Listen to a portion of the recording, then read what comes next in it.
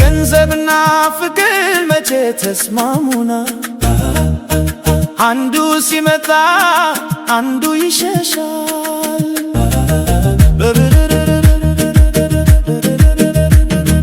በብር የተገዛ የውሸት ፍቅር ኪስ ሲቀልል አብሮ ይበላል። እውነተኛ ደስታ ከልብ ይፈልቃል።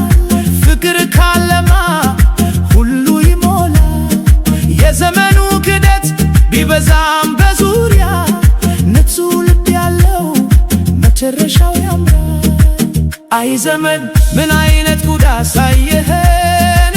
ሰው ለሰው መሆኑ ቀርቶ በገንዘብ ፍቅርን ሸቀጥ አድርጎ ለጥቅም ማሰብ መቼም አይዘልቅም የውሸት ስብስብ።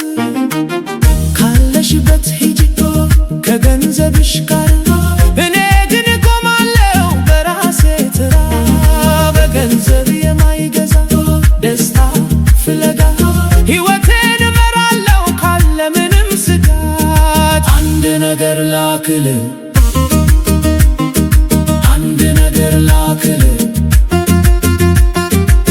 ገንዘብ ዛሬ ቢኖር ነገ ይጠፋል። እውነተኛ ማንነትና ሰላም ግን ዘላቂ ናቸው።